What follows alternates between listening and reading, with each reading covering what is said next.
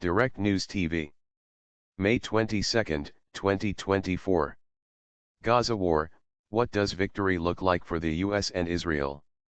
Washington, D.C. Each day, the images emerging from Gaza remain largely the same: Israeli bombs killing civilians, Palestinians fleeing their homes and makeshift shelters, Hamas targeting Israeli forces and posting the footage online. After nearly 230 days of fighting, experts say Israel's war in Gaza shows no sign of ending soon. So what is Israel trying to achieve?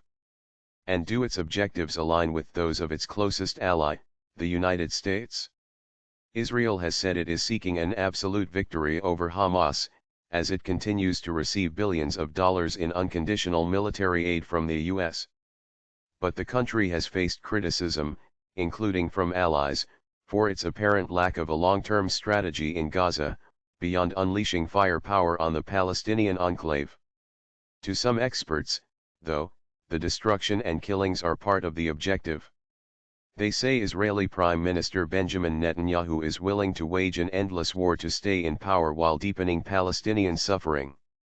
And while the US government has said it seeks to end the conflict, Washington is fueling the Israeli plans by maintaining its ironclad support for Israel, analysts say.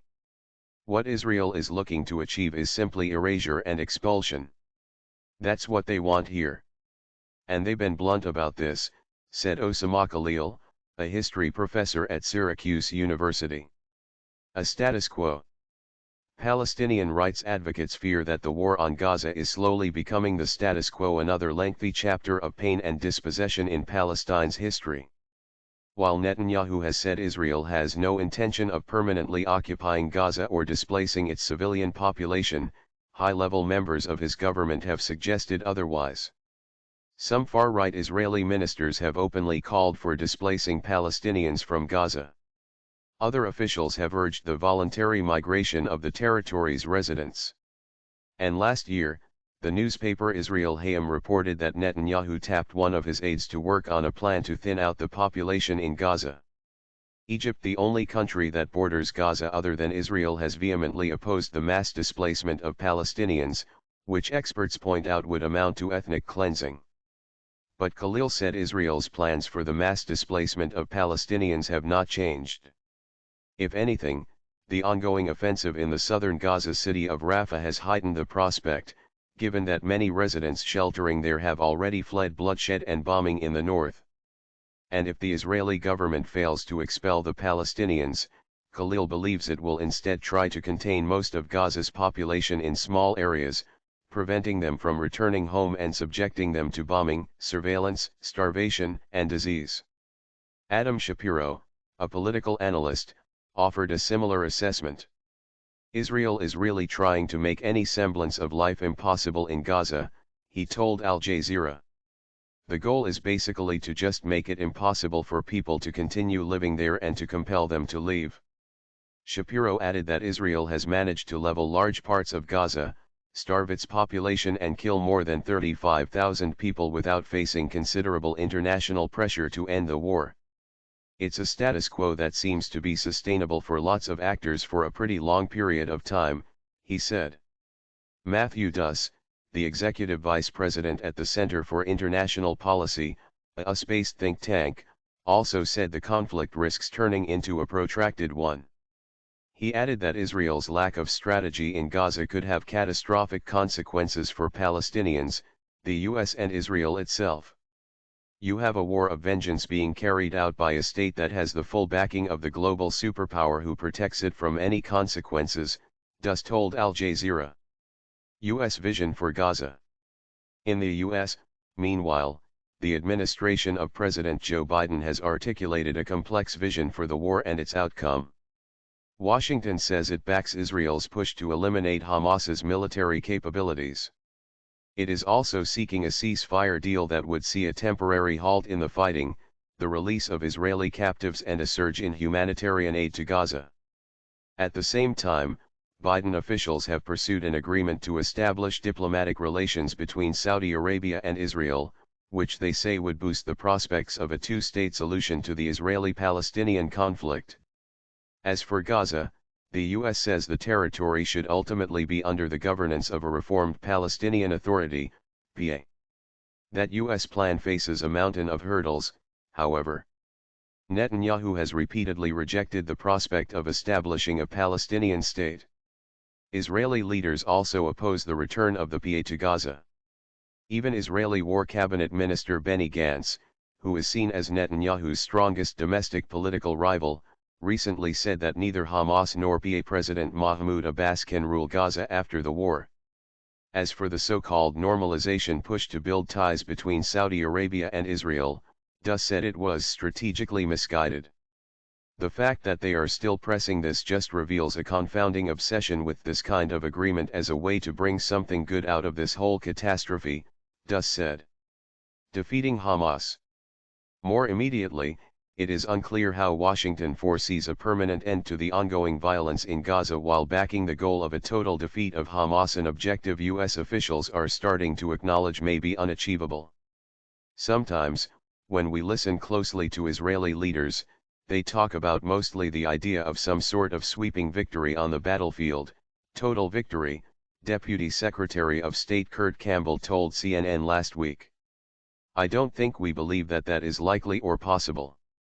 With a military victory for Israel looking increasingly unrealistic, Dus said insisting on eradicating Hamas before ending the war is a nonsensical position. Israel said it dismantled Hamas's military infrastructure in northern Gaza in January, but months later, its military is once again bombing neighborhoods and clashing with Palestinian fighters in the Jabalia refugee camp and parts of Gaza City in the north.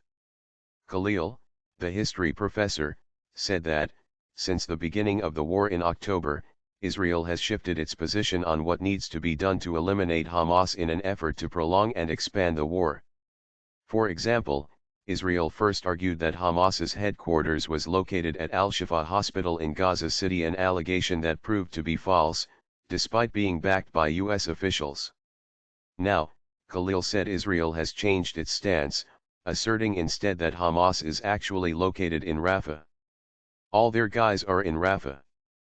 But, he added, Israel still has to justify restricting access to the north. Why can't we let Palestinians go back to northern Gaza? Because Hamas is still there. We have to do mop-up operations, Khalil said, mimicking Israeli officials. He added that Israel is ultimately setting the stage for an open-ended war. The day after. As the war rages, U.S. and Israeli officials have been openly discussing what may come after the fighting ends.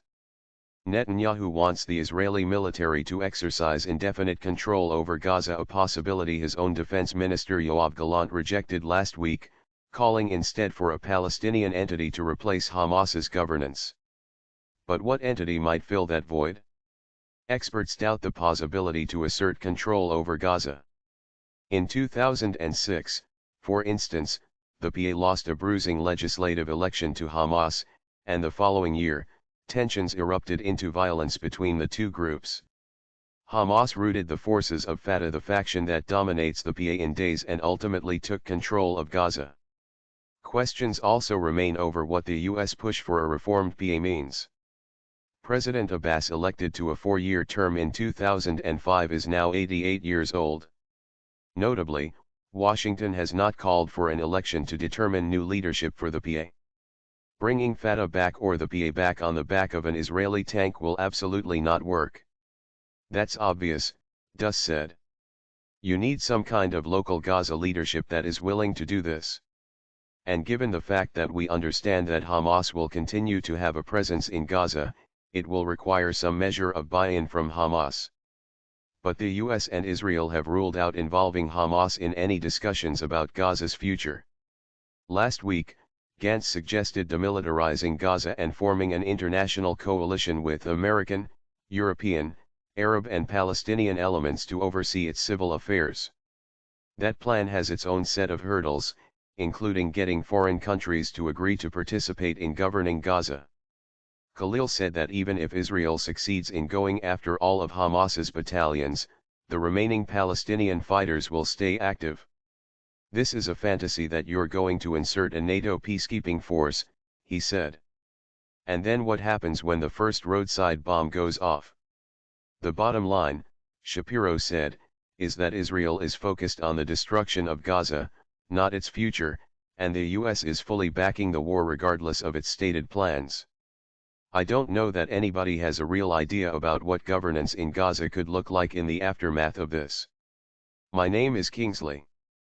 Please like, share, subscribe and hit that notification bell so you can be the first to be notified whenever we post. You won't regret it.